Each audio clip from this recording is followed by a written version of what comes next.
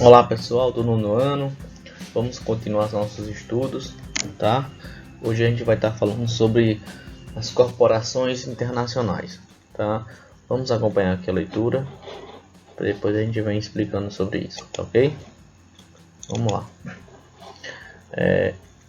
Empresas que possuem matriz em seu país de origem e atuam em outros países através de instalações de filiais são classificadas como empresas transnacionais.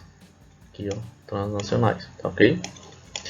O termo transnacional substitui o termo multinacional, pois o último pode ser interpretado como se a empresa pertencesse a várias nações, e já o primeiro relaciona-se ao fato da empresa ultrapassar os limites territoriais de sua nação para atuar no mercado exterior. O que é isso? Então, gente, a gente sabe que o mundo hoje é globalizado, ou como alguns autores dizem, mundializado. Então, assim, uma empresa, ela pode ser tão grande a ponto de adentrar vários países, vários territórios, tá? Daí, trazia-se antigamente esse nome de multinacional a essas empresas, ou seja, são grandes empresas que são sediadas em um país, porém ela tem, digamos, filiais em outros países. Com o tempo, essa nomenclatura mudou, então agora não se chama mais de multinacional. Então, como o texto bem diz, para não confundir, para não achar que as empresas são de vários países. Então, ela é uma empresa agora chamada de empresa, são empresas chamadas de empresas transnacionais, ou seja, é uma grande empresa que ela vai ter uma sede no seu país de origem, porém ela vai ter várias filiais em outros países, tá? Então, aqui mesmo nessa imagem lá você vai ver várias logomarcas de empresas que nós conhecemos, porém elas são de outros países, tá?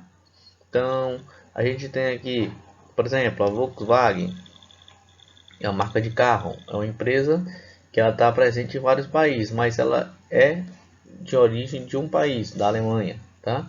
Então é uma empresa alemã que ela está em vários locais do mundo. Nós temos o Carrefour, que é uma empresa de mercado, supermercado, muito famosa, tá? Então ela tá contida em vários países, mas ela tem sua matriz, digamos assim, ela tem sua sede principal na França.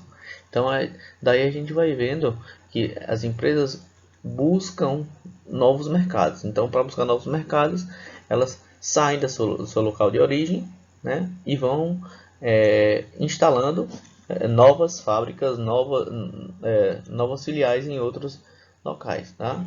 Vamos continuar aqui no próximo slide. Um pouquinho da história, tá? As empresas, as primeiras empresas transnacionais surgiram no final do século XIX. Entretanto, só atingiram o auge de atuação mundial após a Segunda Guerra Mundial, ou seja, só atingiu, elas surgiram no século XIX, mas só depois só da meados do século XX que elas começaram a se tornar, digamos, verdadeiramente mundiais. Então, elas começaram a se espalhar realmente pelo mundo. A maior parte das empresas transnacionais é de origem de países industrializados, ou seja, países desenvolvidos.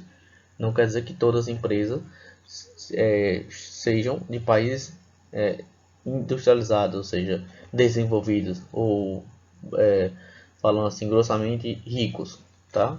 Então outros países subdesenvolvidos que não são tão ricos também possuem esses tipos de empresas. Porém, as maiores, a maior quantidade são dos países industrializados, que após terem conquistado o mercado interno, montaram filiais em outros países, principalmente nos países em desenvolvimento. Como é que isso acontece? Veja só. Então essas empresas, elas primeiro, né, no início, vamos voltar para o início, elas surgem no seu país, então ela conquista um mercado interno, elas se tornam grandes, digamos assim, no seu território, para depois ela começar a procurar outros locais para ser explorado. E aí, o que ela faz? Ela prefere, de início, ir para locais com pouco desenvolvimento, ou seja, elas são de países ricos e vão para países mais pobres, porque de lá, pelo pensamento deles, vai ter mais possibilidade diversificar de vender seu produto, tá? Vou continuar aqui. Próximo slide. Condições para instalações. Vamos lá. Por sua vez, as transnacionais utilizam como critérios para montar suas filiais locais como potencial de mercado consumidor, infraestrutura, matéria-prima, energia e mão de obra barata, além de possíveis doações de terreno e isenção de impostos. Veja só, quando essa empresa sai de seu país de origem para ir para outro país, o que ela vai buscar nesse novo país? Então, primeira coisa, ela vai buscar mercado consumidor. Então, ela vai para um determinado país sabendo que a população daquele país vai consumir o seu produto. Então, não adianta ela se instalar num país que ela sabe que não tem a mínima condição de consumir o seu produto, não é verdade? Segunda coisa, se esse país vai oferecer a matéria-prima necessária para ela produzir o seu produto, com isso os custos vão ser mais baratos para ela, tá? Energia, outra coisa, se esse país oferece um potencial energético considerável, a gente sabe que as empresas precisam de energia para funcionar, então elas consomem muita energia. E talvez, última coisa, talvez seja, digamos, o que eles mais priorizam, que é a mão de obra barata. Então, se o país disponibiliza de pessoas com condições de trabalho e que essas pessoas aceitem ganhar menos do que as pessoas que moram nos países de origem dessa empresa, então isso é um fator bastante positivo para a instalação dessas empresas nesse determinado país, tá? E por último, são as isenções, ou seja, o que o governo daquele país vai oferecer para aquela empresa se instalar no seu país, que são a isenção, principalmente de imposto, tá? Principalmente de imposto. Como assim?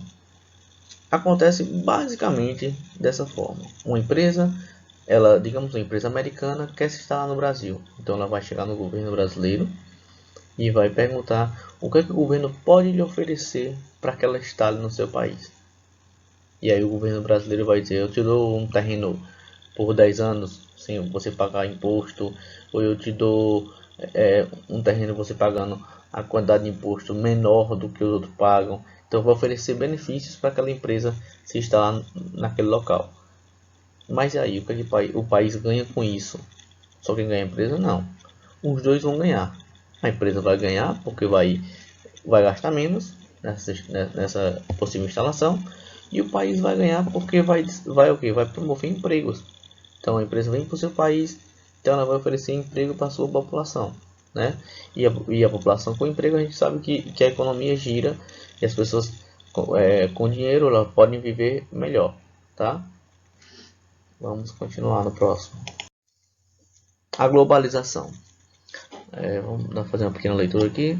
A globalização é um processo de fundamental importância para a atuação das empresas transnacionais, pois proporciona todo um aparato tecnológico para o serviço de telecomunicação, transporte, entre outros fatores essenciais para a realização eficaz das atividades econômicas em escala global. Veja só, uma empresa ela só vem se instalar em um determinado local se esse local oferecer válvulas de escape para a produção do seu produto. Então, ela só vem se instalar naquele local se aquele local oferecer, digamos, uma boa tecnologia, tá? Se esse local oferecer uma válvula de escape para que seus produtos sejam exportados para outros países. Exemplo, digamos que uma empresa francesa queira se instalar no Brasil, ela se instala no Brasil com algumas condições. E uma dessas condições é que o Brasil possa lhe oferecer um aparato tecnológico considerável, um válvula de escape, que seja um porto, um aeroporto, umas rodovias onde ela possa escoar sua produção, porque Quando uma empresa vem se instalar em um determinado país, ela não pensa somente em vender para as pessoas daquele país. Ela pensa em vender para as pessoas que moram nos países vizinhos. Então, digamos que a empresa venha se instalar no Brasil, ela não pensa em vender só para os brasileiros. Ela pensa também em vender para os moradores, a população dos países vizinhos, como, por exemplo, Argentina, Uruguai, Paraguai, Peru, Bolívia, Venezuela. Então, assim, o Brasil tem que oferecer essas condições para que essas empresas, ao vir se instalar, ela possa escoar sua produção, seu produto, tá? Então, é bastante importante que esse país tenha essas condições para que isso aconteça. Vamos continuar aqui. E no Brasil?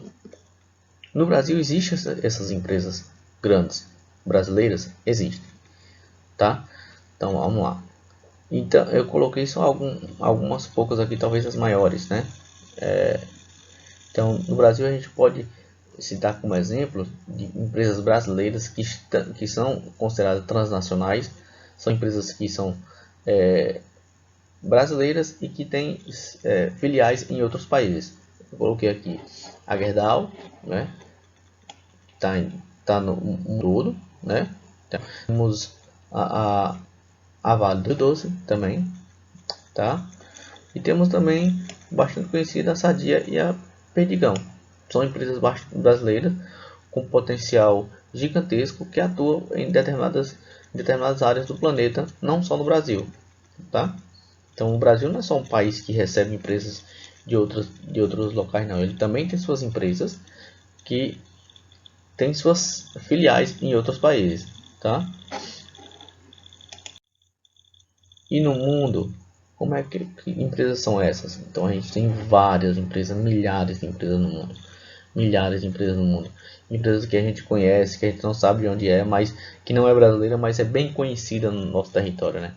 Então a gente tem empresas mundialmente conhecidas, tá?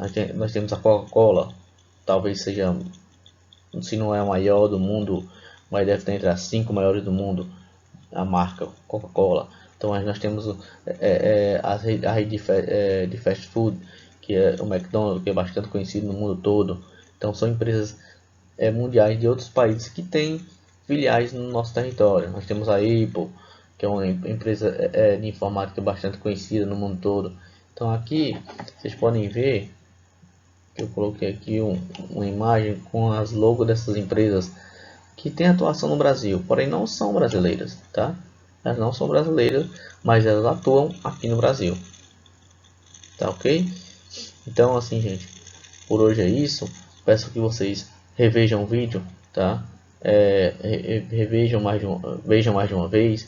Se tiver alguma dúvida, me chama no privado, manda um áudio para mim. Se por acaso tiver com dificuldade de internet, não tem problema, pode mandar o áudio, que a hora que eu chegar, se eu não responder de imediato, assim que eu visualizar eu respondo, tá certo? Então, tchau, tchau, até a próxima. Hoje não vai ter atividade, vai ter só aula.